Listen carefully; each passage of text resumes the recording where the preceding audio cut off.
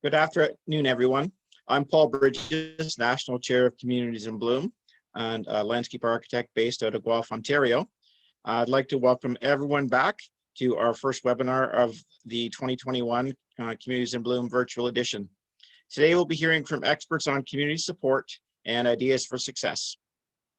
In June, July, and August, we'll be hosting 3 additional webinars, and we hope you can participate in those as well. We'd like to thank all of our Communities in Bloom sponsors and partners at this time for their contribution towards our 2021 virtual edition. Their support and the support of our registered communities and our volunteers is truly appreciated.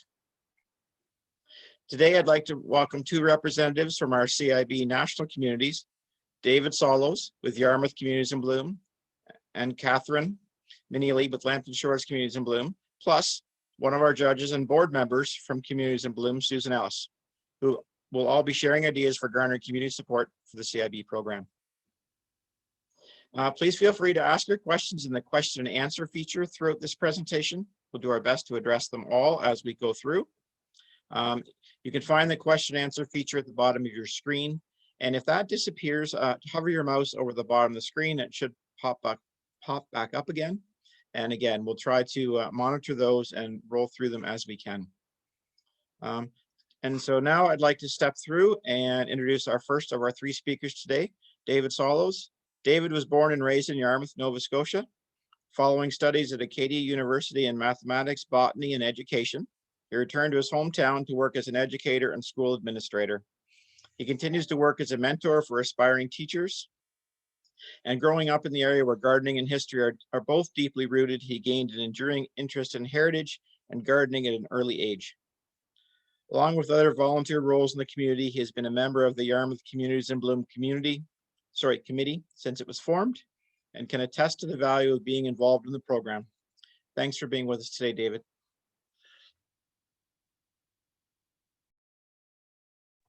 David, you're muted. There we go. Yeah, it is my pleasure to be here, and welcome to everyone. And I'll share a little bit of our story from the southwest tip of Nova Scotia. So as a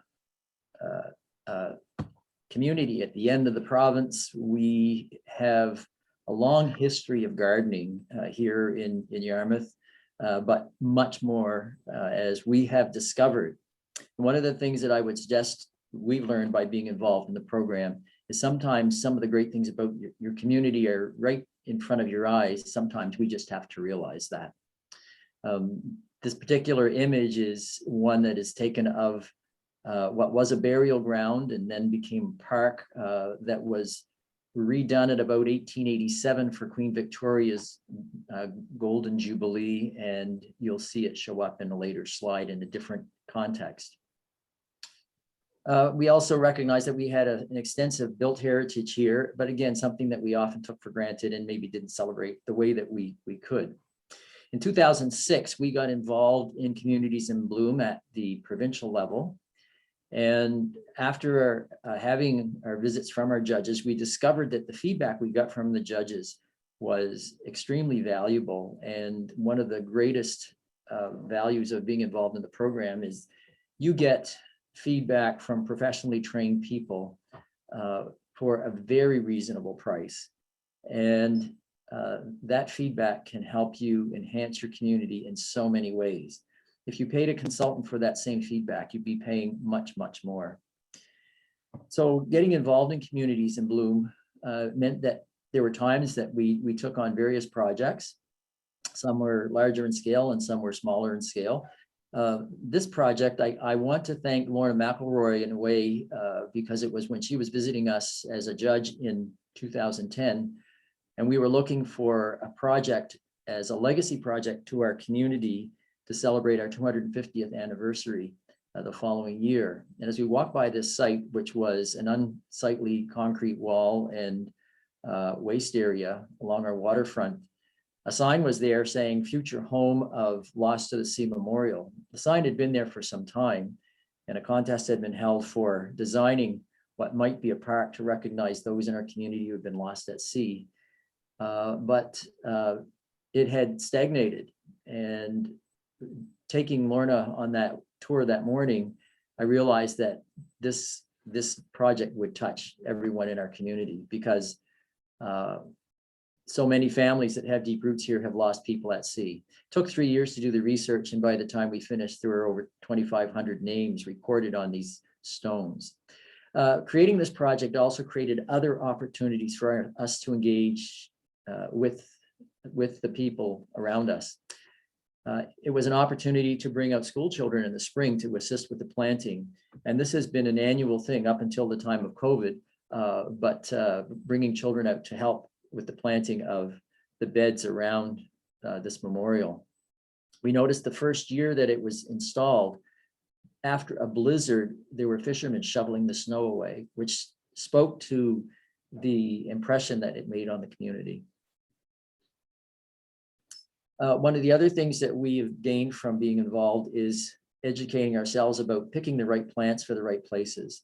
This area was a particular problem area for us. The median had been planted with rugosa roses, which served as a trap for litter.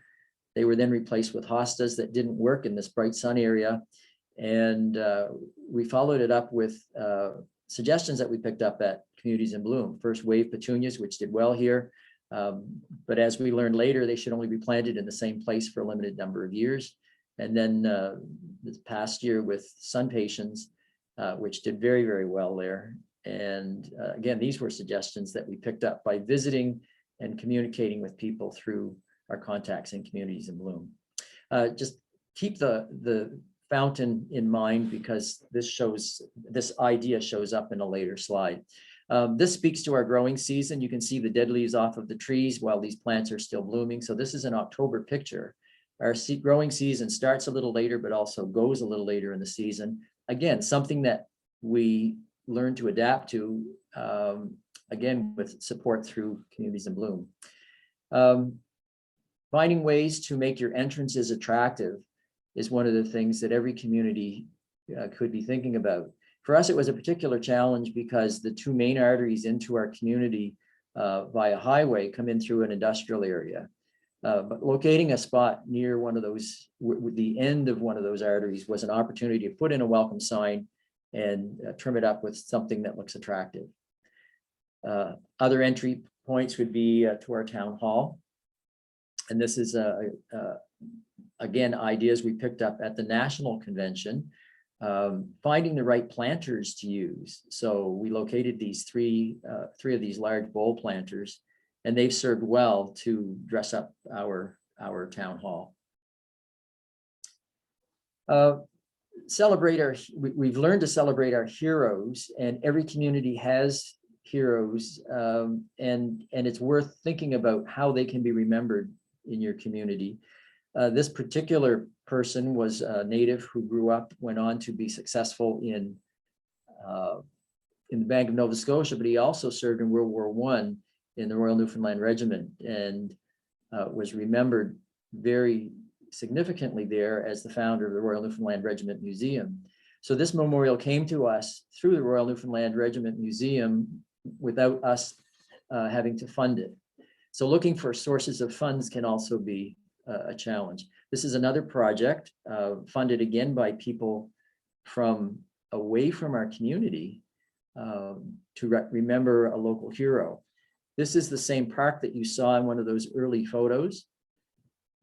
And this is a bronze statue that was unveiled celebrating Sarah Corning, who was a nurse from Yarmouth, who was responsible for saving thousands of Armenian orphans during the Armenian genocide just after World War I.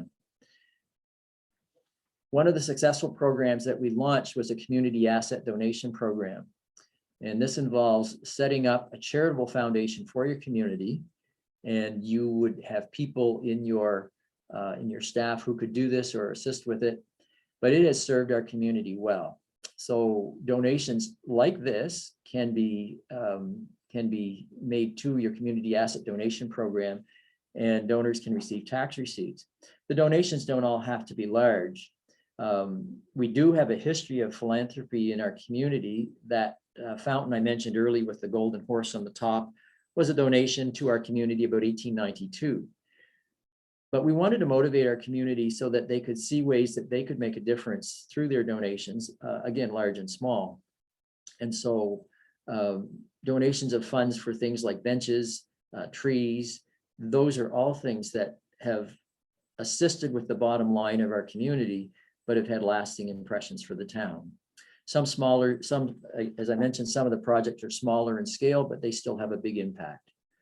So these benches are constructed in one of our sheltered workshops, and these have been popular in various areas of our town. This one celebrates our African heritage. A more recent project that we've taken on was encouraging our businesses to decorate or to dress up the front of their businesses by using growing plants. Again, through being involved in the national program, we came across these self-watering planters. They don't actually water themselves, but need to be watered far less frequently than smaller ones. We purchased a number of these. I think we started off with a dozen, and the committee paid a local nursery to fill them, which is another advantage to our local nurseries because we support them. But then we rented them out to businesses along our main street. The second year, we had other businesses asking, why can't we have one? So we're now at 25 of those planters along our main street. And so far this year, 23 of them are spoken for, and the other 2 have places that they are going to be located. But these have been quite successful. Thinking about what we can do in the wintertime to draw people into our downtown area. And so that same park that you saw in that second slide, and again a little later, is decorated with lights for our Christmas season. And it does draw numbers of people into our community to spend time and shop. And in the times that are not COVID, crowds can gather. I want to say one of our most successful programs was our facade program. And in 2009, the International Ferry Service to Yarmouth was cut. And we went through a time where there was an exodus of people, businesses closed, our main street became, I want to say, it didn't look like it was open for business. If you're wanting to attract people, it needs to look like you're going to do that, or that you want to do that. So a local committee formed that cost shared the price of improving the facades of businesses along Main Street. And the result of that is it increased the value of the business. So in a sense, the community or the tax base is going to recoup that loan or that cost sharing over time. Here's an example of 3 of the more recently done ones. And I wish I had a slide of these buildings before so that you could compare. But when you have buildings that look like this, it doesn't matter what business is in them, people are going to stop anyway. Our community asset donation program has assisted in refurbishing our benches. This is a before picture, and these benches were actually redone with planking that was taken from a local demolition project, and the planks were redone to make the slats for these benches. Every year we engage in a spring cleanup, a great way to get your community out and at it. These are some members of our garden club that have been involved. We found ways to celebrate our heritage buildings. This particular building houses the oldest shipping office in Canada. It's also home to a small museum and the Southwest Nova Biosphere Reserve Interpretive Center.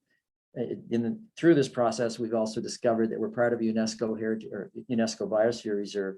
Again, something that most of our citizens are probably not aware of, but it means significant branding for our area. The community asset donation program, I'd just like to touch on that again, because sometimes the assets are maybe less tangible. Our mayor a few years ago recognized that there are many people that may struggle during the more difficult months of the year to either pay for heat or food or housing or power. And so she set up a program where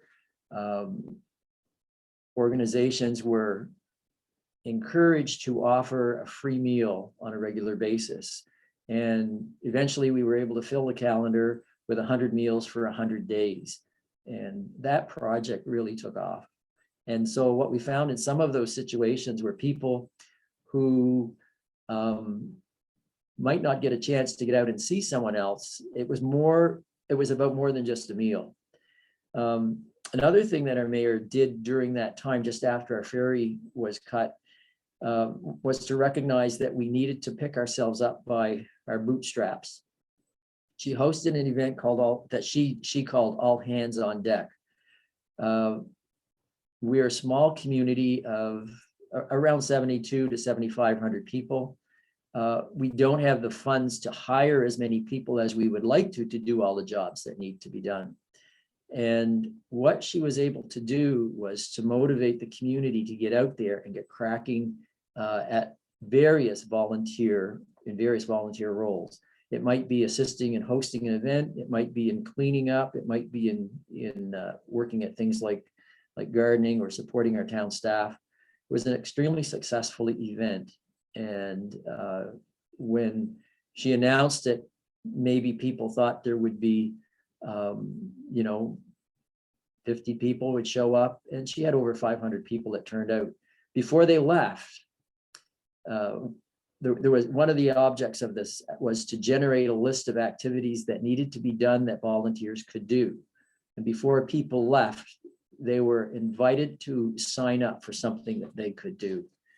And so I often will say to people, don't worry about what you can't do, but think about what you can do and get engaged. So in 2019, we actually hosted the National Symposium of Parks and Grounds. It was a big reach for the National Committee because I don't think a small town had done it before, but it worked. We think the feedback we got was positive.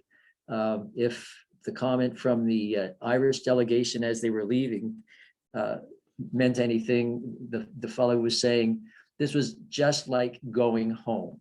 So we felt pretty proud of what we'd achieved. The gift to us was 5,000 tulips. And so we had to look for locations to plant those, and they did beautifully for us last year. These are those same planters in front of our town hall. And at our cenotaph in front of our public library. So this year, the theme is Hope is Growing. Again, those benches made by our sheltered workshop, they're a great opportunity to brighten up various areas in our community.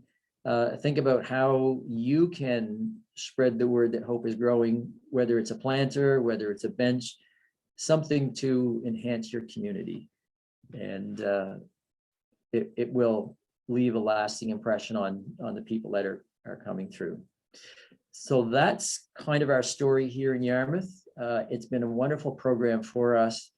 I again will say the feedback you get from the judges, it's nice to win things. If we look at what we've achieved over the years, when we started up, I was on the committee at the beginning and I thought, well, we'll get a little bit of information. The year we won our provincial competition, one of the judges told me at the end, I had visited your community 40 years ago when you showed me places I would never have taken people then. And essentially our waterfront 40 years prior to that had been a continuous dump. It was an industrial area and not a place that you'd want to show off. But we've achieved a number of things where we've got recognition. But aside from all this, that feedback you get from the judges, those suggestions, those ideas of how to address some of your challenges are probably the most valuable thing you get from the program. So that's it from Yarmouth. Thank you for listening, and I'll be here for questions following. That's great, David. Thank you so much. There was a specific question. Fran from Niagara-on-the-Lake, Ontario, was asking where the planters are stored off season. Okay, so the planters that we have during the off season are stored with our Parks and Grounds crew. And I should have mentioned initially when our Communities in Bloom was formed, it was formed as a committee of our council. So we had a counselor who had heard about the program, thought it might do our community some good. She recruited volunteers, but she also made sure that one of the seats on the committee was our Parks and Grounds lead person. And that position has been with us ever since. And we've been very blessed with the support that we get through them.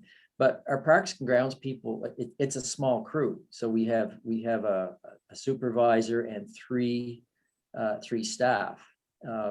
There's way more to do than they can possibly do. So they certainly depend on the volunteers in the community to make up the difference. But they have a storage area where the planters are stored in the off season. And then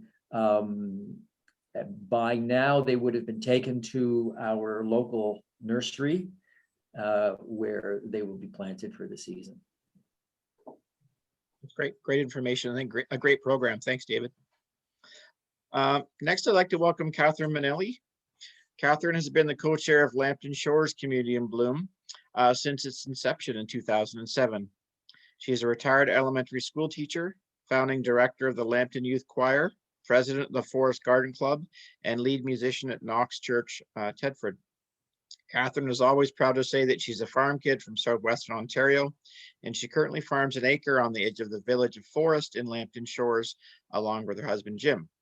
She loves trees, community gardens, and those who volunteer their time. The Lambton Shores Communities in Bloom journey has been a huge learning experience, which she's always excited to share with others. And so, Catherine, thank you so much for joining us today. Thanks for having me, Paul. So just a couple of upfront disclaimers. My background and overall life view are from the perspective of a rural small town person. When I was teaching, if I got one really good idea from a resource book that saved me time and gave my kids a great experience, then I counted it as a good investment. So my hope today is that you will glean one idea from my ramblings and put it to good use. I'm a bit of a storyteller. It's a family trait. So we have chosen to do this talk in that style today. I was asked by Bob Lewis to tell you a bit about our CIB journey here in Lambton Shores, with a particular focus on community involvement. I have come to know that a successful CIB program is like an equilateral triangle with council, staff, and volunteers at the vertices. Today, I will talk a lot about community, as that is my mandate, and a little about the staff and council. But please know that all three have had a huge role in our successes here in Lambton Shores. Lambton Shores is nestled at the south end of Lake Huron. You may remember that back in about 2000, the government of Ontario, in its wisdom, amalgamated a lot of small communities into larger municipalities, I think by drawing red crayon lines on a map in an office in Queen's Park. The small towns of Forest, Arcona, Thetford, Grand Bend, and the rural area of Bezanquet Township and various lakefront communities like Ipperwash and Port Franks became something called Lambton Shores. It is a large geographical area with a smallish population of around 10,500, which easily quadruples in the summer as people flock to our beautiful beaches, campgrounds, and cottages. In normal times, many people return year after year and have a strong tie to the area, as well as those of us who live here year-round. Keep in mind that a small population means a relatively small staff in the municipality, and file that little nugget away, and we will talk about it in a few minutes. As with many an arrangement that comes from top down, whether it be in education, healthcare, or municipal government, people, especially rural folks, don't adjust easily to change. People were used to their own town councils where your ward councillor might well live on your street and you might have known the family for 4 generations. The new model made us a municipality without much of an identity or any idea of where we were headed. Somehow, and this has become lost in the sands of time, in the summer of 2006, Lambton Shores participated in the First Impressions program. This was where mystery guests came from one municipality to shop and visit in your area, and then you sent people back to their municipality, and then a report was written.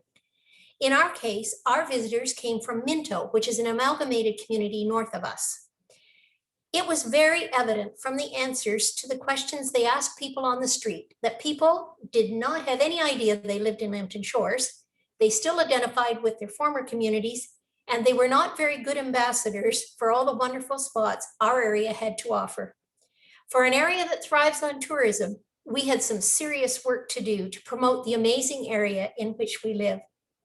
Minto had participated in the Communities in Bloom program and suggested it in their report that it might be a unifying opportunity for Lambton Shores. This was all duly reported in the local paper, which I read with interest and then promptly forgot about. In the winter of 2007, I received a call from Ruth Illman, Ward 4 Councillor for Lambton Shores, about attending a Communities in Bloom workshop in Petrolia. Ontario CIB was going to make a presentation, and then the CIB committee from Chatham-Kent, another amalgamated community, were going to tell of their experiences. Ruth was rounding up garden club folks from all over Lambton Shores who might like to attend. So would I go, and would I twist a few arms to go along as well? I had visited the CIB booth at Canada Blooms and read a couple of articles in Canadian Gardening, and it was a free lunch, so hey, I was on. Off we went. The Ontario staff did a very fine job of outlining the program. Categories, grids, profile books, but it was Bob the volunteer from Chatham-Kent that sealed the deal for us. He spoke with such passion about his home area and told great stories about their involvement with CIB. I went up to him afterwards and I said, please tell me that you are a retired educator, because there's a lot of kids that were really lucky to have you as a teacher. He responded that if you can sell mathematics to adolescents for 33 years, you can surely make CIB a part of your community. And so it began all those years ago. One little nugget to remember from that day is that Chatham-Kent mentioned that they had chosen the lavender plant as a symbol to unite their municipality and had planted it in every small community. We will talk about the impact of that idea in Lambton Shores a little later. Back home again and fired up with enthusiasm, we reached out to people from all over Lambton Shores that we thought might be interested. All God's children had a place in the choir, and people came and went, and finally it shook out to a core group who met and talked with great purpose about how our Lambton Shores CIB program could move forward. We were capably guided by Ashley Farr from the Lambton Shores staff in the early days.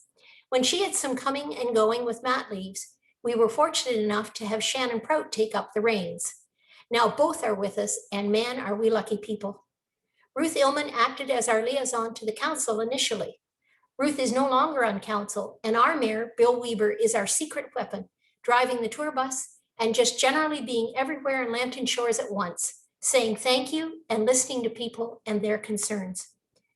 By happy accident, we ended up with very capable people in that core group.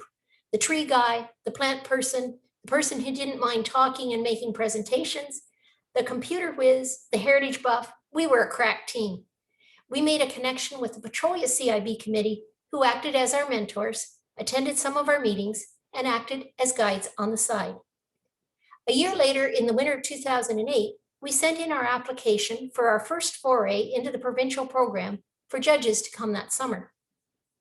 Once the paperwork was in, it became very real, and the work began in earnest, planning the judges tour and setting up the profile book. During that planning time, Ruth said Grace and I had to go to council to make a presentation. There had been initial support to explore the options, but with a formal entry, it became official, and we needed their support and financial commitment.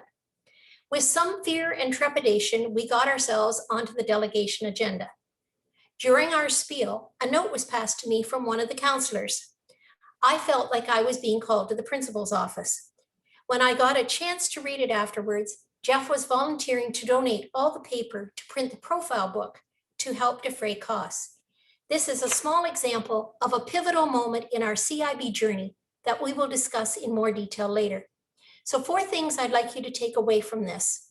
1, a mentor is a huge help to get you going, encourage you, and help you to avoid pitfalls. 2, I'm very thankful that we did not rush to enter competition. The year and a half was well spent preparing and organizing. Had we tried to enter in the summer of 2007, we would have been pressured and not really ready. Another happy accident that in hindsight has served us very well. Always make sure the judges know exactly where you are located. Our practice is to show the judges a color-coded map at the very beginning of the tour. There is a too long story that goes with this nugget of information, but just trust me and do it. 4, don't be insulted when people come and go from your beginning group. Babies are born, jobs change. It was more time than they had to give. There are all sorts of reasons for why people fall away. It really wasn't something you did, so don't take it personally, which was hard for me, and move on. Now back to the small staff volunteer discussion. A small staff means that there are lots of volunteer groups and service clubs that take on a myriad of tasks for which there's no staff availability. This all keeps the municipality running smoothly and contributes greatly to the quality of life of its citizens. They all feel a great sense of pride and ownership, and indeed a small municipality cannot run without them. How to get them on the Communities in Bloom bandwagon and somehow instill a sense of belonging to the larger municipality of Lambton Shores rather than their own small community was one of our first priorities. I committed to speaking to many community groups about the CIB program. Most groups are always looking for a speaker for their meetings. So for about 4 years, I was a familiar sight, lugging a projector, laptop, and screen into various committee meetings. Somewhere in our initial route planning, another happy accident that has become tradition, we decided that it would be cool to have the judges meet representatives of as many of our volunteer groups as possible. We set up a community reception in each area and invited groups to send representatives to say a few words about their organization. Squares, punch, and color-coded napkins are involved in each stop. Bob Lewis is fond of saying he met 10,498 people on his first tour of Lambton Shores, and that he had to come back the next year to meet the 2 he had missed. Trust me when I say, tell people they have 2 minutes to speak rather than the 5 we told them the first year, as they all love to talk about their organization, can sometimes go on a bit, and it can really wreak havoc on your tour timing.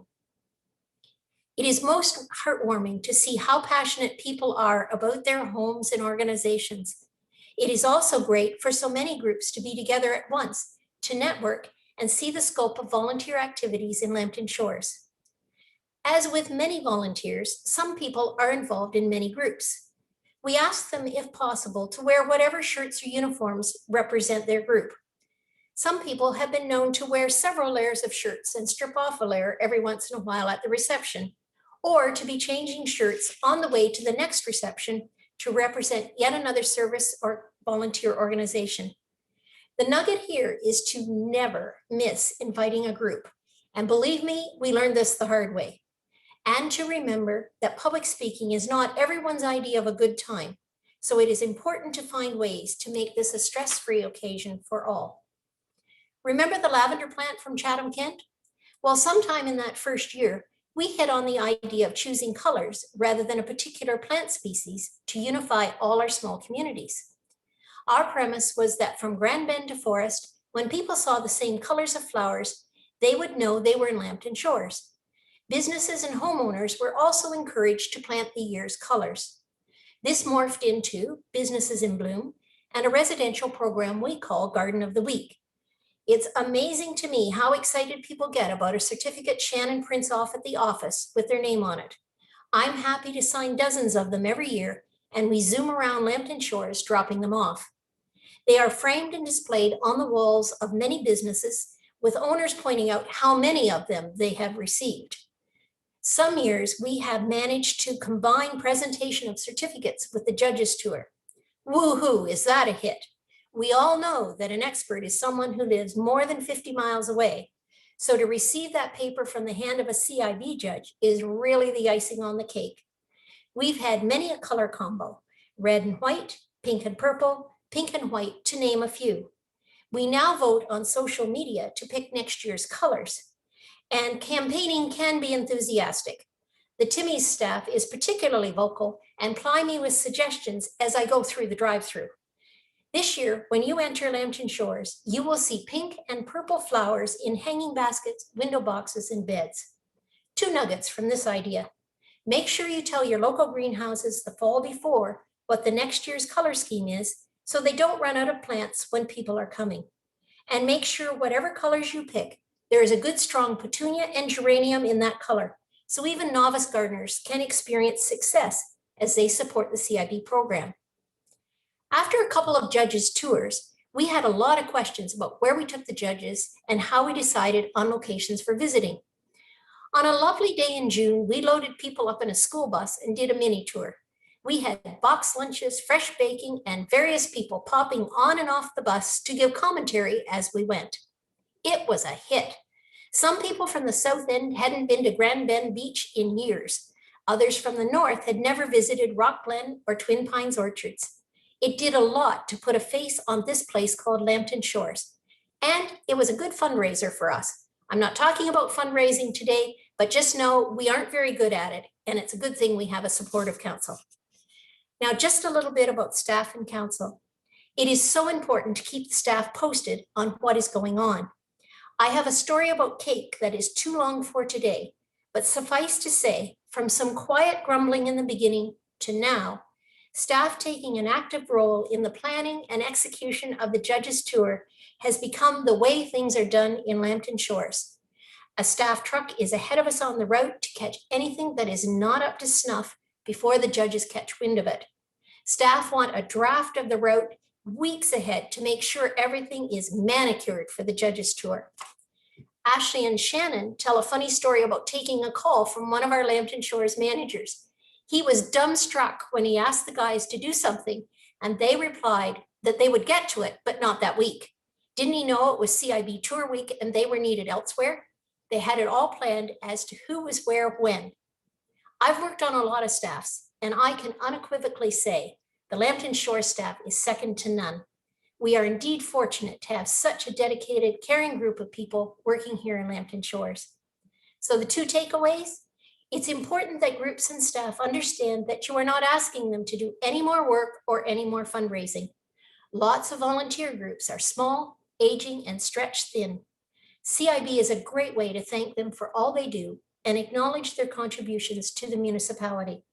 The judges we have had on so many tours have done a fantastic job at this. And somewhere along the line, Lambton Shores has become a term that all residents know. Number two, feed people. A few squares and some cake can totally change the way people perceive what you are asking them to do. Cake for every Lambton Shores staff member is still a permanent part of our homecoming from symposium.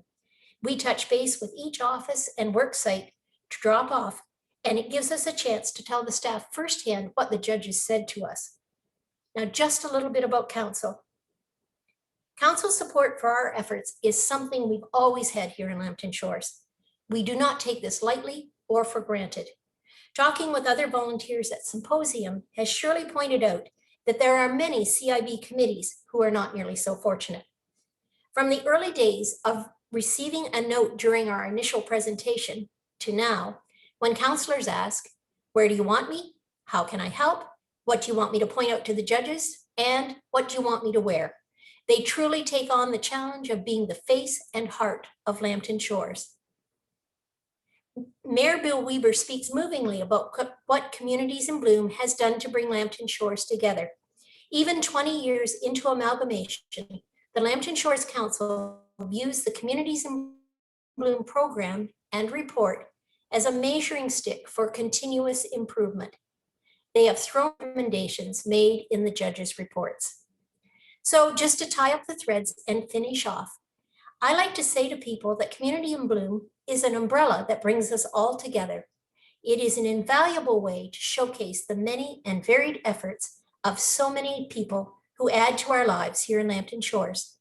A high score and 5 Bloom rating from CIB judges is a nice perk, but really Communities in Bloom is what we do all year round in the home we love so much.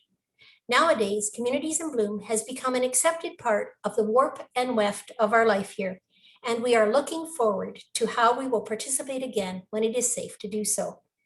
We have a rule that every presentation and PowerPoint must finish with a photo of the sun setting over Lake Huron. And so I close today with this picture and invite you to visit us when it is safe to do so. Thank you. Catherine, thanks so much. That is an inspiring walk through your community as well. So very much appreciate your time on that one. Next, I'd like to welcome Susan Ellis. Susan, as a member of our board, is a graduate of Guelph, Western, and Waterloo Universities. And Susan has enjoyed a multifaceted career as an educator, marketing and advertising consultant, and Municipal Manager of Economic Development, Recreation and Tourism. Susan has been a national judge for CIB since 2017, and as a member of our board of directors is the chairperson for our marketing and sponsorship committee.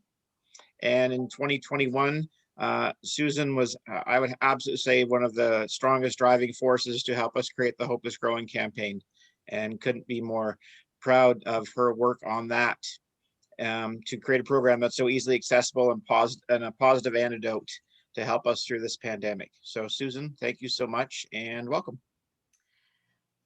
Thank you very much, Paul, and hello, everybody. It's great to know that you're all there. I'm going to just sort of provide a brief recap of what David and Catherine have talked about, and then we will get to questions and answers because I'm hoping you have lots. So first of all, thank you, David Solos of Yarmouth and Catherine Maneely of Lambton Shores for sharing your experiences with us today. You have both highlighted many of the positive aspects of participating in Communities in Bloom and how your towns have both benefited. CIB transforms communities using local assets, art, and culture. As Catherine pointed out, it's a template for community engagement that begins with a team that is comprised of volunteers, staff, and council, the three sides of an equilateral triangle that anchors the program and helps to guide it to successful outcomes.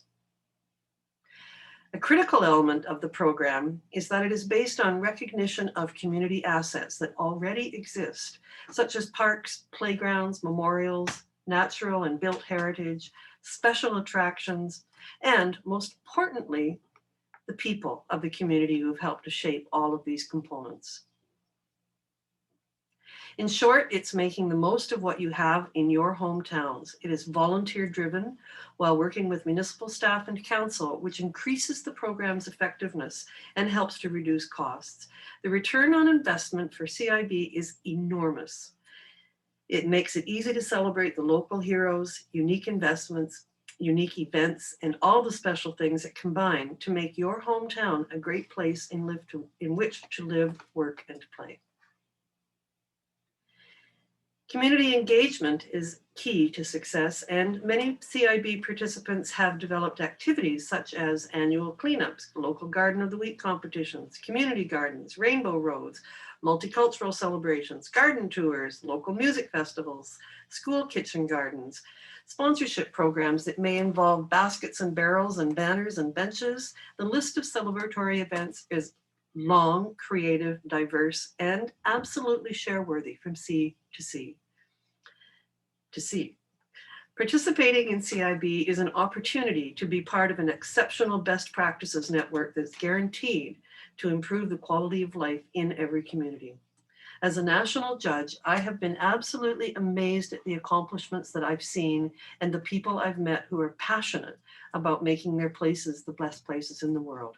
One memory that pops is one of the very first towns that I had the pleasure of visiting, which was Ashcroft in BC, during the devastating fires in 2019, I believe it was.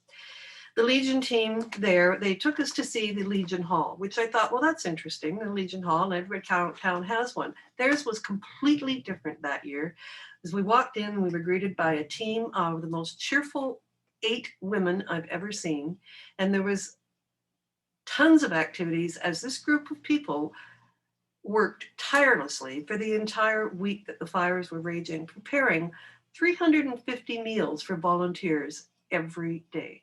It was absolutely an eye-opener. Then they took us to an old school that had been closed, and they had now, as part of a Communities in Bloom program with the community involvement, had now reused this old school. They'd opened up a gym for the fire hall. They'd have an art studio that's attached to it. And then on we went to another little elementary school where there was a vegetable garden that was part of their daily kitchen that the kids could help themselves to. These are ideas that come from networking with Communities in Bloom and ideas that the judges see that we can share as we visit all the different communities. When the judges come to your town, it's an opportunity for your entire local CIB team to meet face-to-face with trained professionals who have an in-depth understanding of the judging criteria.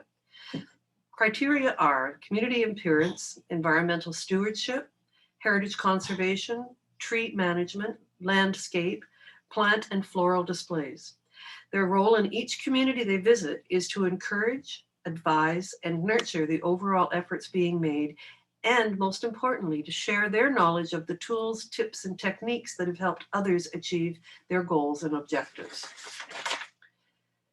The principle of community involvement is so fundamental to the program that it's considered in each of the segments of the evaluation. So it includes individuals, community organizations, citizens groups, which includes youth programs, all contributing to various aspects of community involvement, community improvement, including municipal spaces maintained through the efforts of volunteers and community.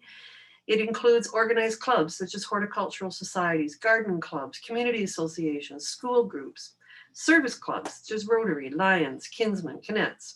Participation, whether it's financial or in-kind or employee participation by the municipality and the business institutions. Those are all things that make this such a strong program, because all of those members of the community are encouraged to be involved and to be engaged. It's called civic pride.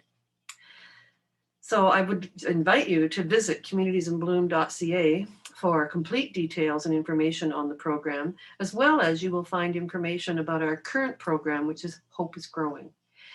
The Marketing and Sponsorship Committee of our National Communities in Bloom organization is also in the process right now of creating a presentation for municipal councillors that outlines the positive benefits of participating in this program.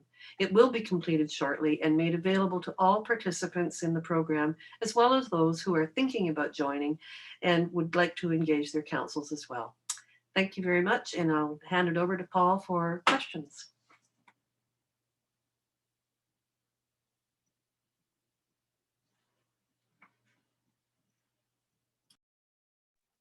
Great. Thanks so much, Susan. Yeah, as everyone here has mentioned, we can hear the enthusiasm in the voice as to how important CIB is to the communities. And we do have some questions in the background. I don't know if we'll be able to get to all of them, but I'll put them in the first order, and really, I'd appreciate an answer from all of you if and as you can. And first question is really, what are some of your best ideas, or your one best idea, on how to keep volunteers passionate and excited about the program, especially what we're going through right now? Whoever would like to speak. I'll say a couple of things. So one of the things that we've done that has encouraged volunteers to hang in there is volunteer recognition. So when people know that their work is appreciated, they're far more likely to continue to engage in it. So finding ways to thank those people is a huge thing. Recruiting volunteers, if you go back to that all hands on deck that I mentioned that our mayor did a few years ago, that was really assembling a list of people and their interests, and then finding ways to engage them when there was an opportunity. It's kind of like creating an inventory of talent in your community, and then making sure that you go back and use some of that talent when the time comes. But showing appreciation is huge, and whether it's a certificate, we have a counselor that has been making a point of going on social media and calling out a local hero, and often that person is called out because of the volunteer work they do. And I say called out, but calling out for recognition, and things like that. I think they go a long way to giving people the steam to continue on. Thanks, David. Catherine? If I can jump in and follow up with, one of the biggest hits around here is in normal times, a volunteer barbecue that the council and staff of Lambton Shores host for all the volunteers, and everyone's invited. And the council does the serving and the staff has done all the setup, and it's a really lovely evening. And we have local awards that are handed out that evening. So for the arts, for community involvement, for different service clubs. And, you know, it's, as I say, a printed certificate really is pretty easy to hand out, and it's a huge hit here. And the other thing we have, Lambton Shores, and David alluded to this about finding money, because lots of people would like to do a project, but finding the money is a challenge. And Lambton Shores has a community grant program, which is about $2,000. It's easy to apply for, easy to report, and it goes a long way for people who have a really good idea to find that first $2,000 worth of seed money to get it started.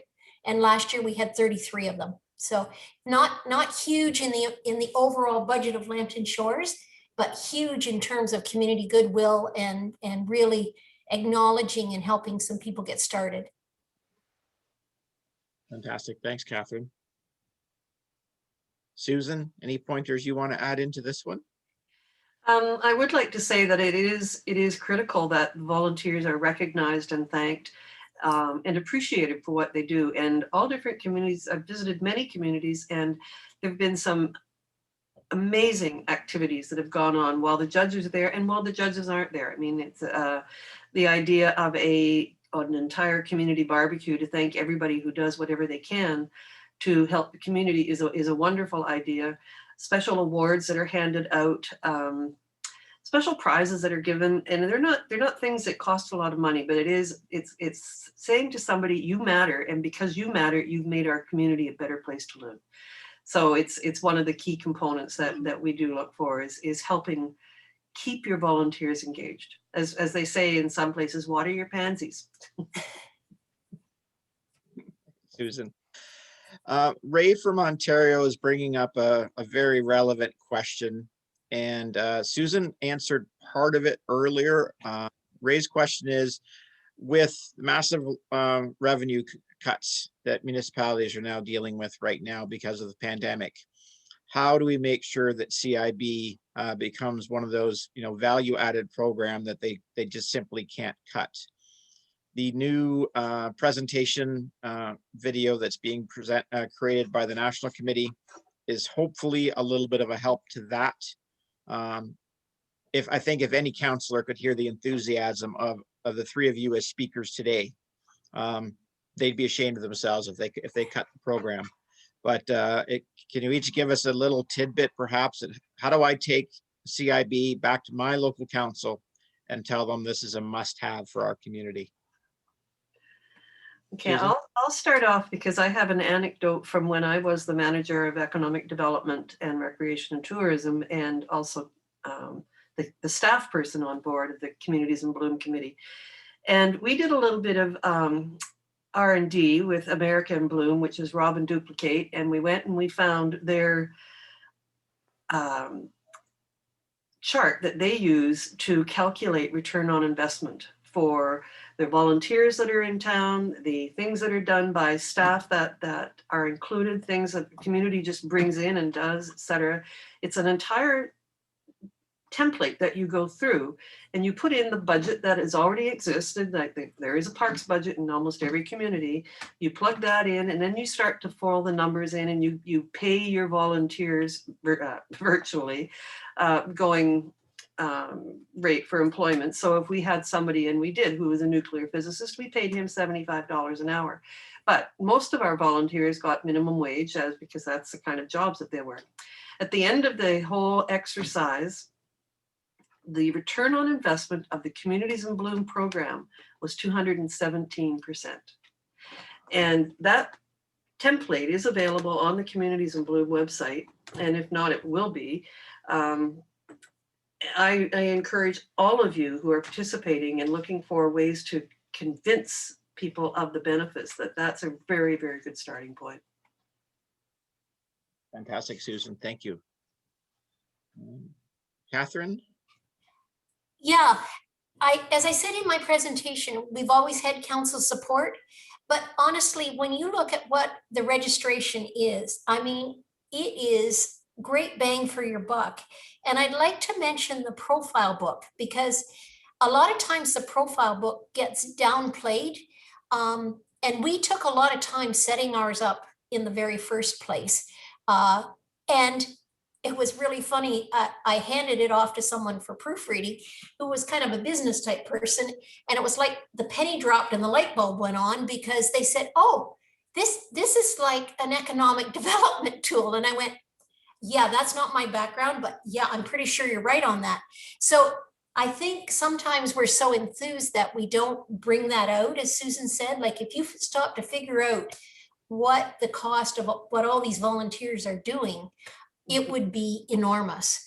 And I frankly just, I mean, I've talked to councils when Ontario CIB has asked me to go to Way of Speak, and I can't figure out why they don't support it, because it's got to be the best return for a minimal cost of anything that they would do. Thank you, Catherine. David? Just simply put, I would say, so if you ask your council to cost out what a consultant's report would be on the areas that are measured by our judges, and then compare that cost to what it costs to be involved in Communities in Bloom, and there really is no comparison. It's really excellent value for the money. So and it has such huge potential for enhancing your community. That's the bottom line. Fantastic, thank you. So probably one last question today, and sort of ask quickly or simply, what do you think is the most successful event that you've ever held within your own community to get your community engaged? Whoever would like to start off on that one. Catherine? It has to have been the bus tour that we did when we loaded up the school bus. Because people were really kind of adamant, well, why don't you take the judges here? Well, why don't you take them there? And we just put a commentator on the bus that hopped on and off at every stop. And it was amazing. By the end of the day, people were really, really chuffed. But hey, we live in Lambton Shores. There's a lot of really good things here. And so for us, that stands out as a really memorable day. That was really, really fun. And we didn't anticipate how well it would go, but it did go extremely well. Fantastic. Thank you. David? I'm going to go back to the mayor's all hands on deck volunteer recruitment program. It came at a time when, as a community, we were feeling beaten up. Our international ferry had been cut. We were being made to feel that we didn't matter on this end of the province. That's maybe the way we felt. That's maybe not what they thought of us, but that was the way we read it. And then when the ferry was restored, we knew that we had to get our ship in order, shall we say. And it was so motivating to have so many members of the community in the same room saying, I can do this. And then before they left, they signed up for a commitment. It was wonderful. It was a huge way of getting groups together that would be used in the events and the years that followed. Fantastic, thank you. Susan, best event you've been at? Well, best event they've all been fabulous events, so I can't pick one or the other because Type of event. the smiling faces you see everywhere and that sense of strength and pride and what they've been doing it's what Canada's about. And it made me a very proud Canadian and a real nationalist that I've become one. And not that I wasn't, but I certainly am now. I will tell you about the most successful fundraising that I've ever heard of. And that was the village of Pugwash, Nova Scotia. And they actually won an award at the National Symposium because of it. They had their committee, and a lot of them are senior citizens, a few youthful ones, but they had their committee get together and they had a very cheeky calendar made that with various flowers hiding various parts of their bodies. It was an amazing hit. I believe they sold out within days once the camera stopped rolling and the film I was there and being able to be distributed. And they made over $13,000 on that calendar. So that's another networking thing from Communities in Bloom. Lots of great ideas out there. Fantastic. David? Paul, can I add one more thing? As a Absolutely. small town, I want to say small towns often have the most to gain, but be brave and offer to host a national symposium. If I had to say among the things that we've done that were standouts, That had to be something that brought so many components of our community together.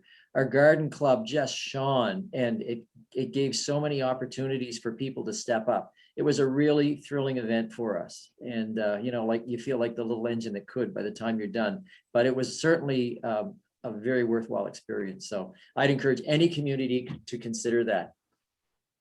Fantastic. Well, if everyone had a chance to look in their chat section today, Ashley from Lambton Shores has shared their volunteer program, so anyone can take a look at that one. And then also there's a link to show, as Susan mentioned, the return on investment template from Communities in Bloom. So if anyone can make use of that, please, you know, take a look at that. And thank you so much for sharing. Thank you everyone today, David, Catherine, Susan, for being here.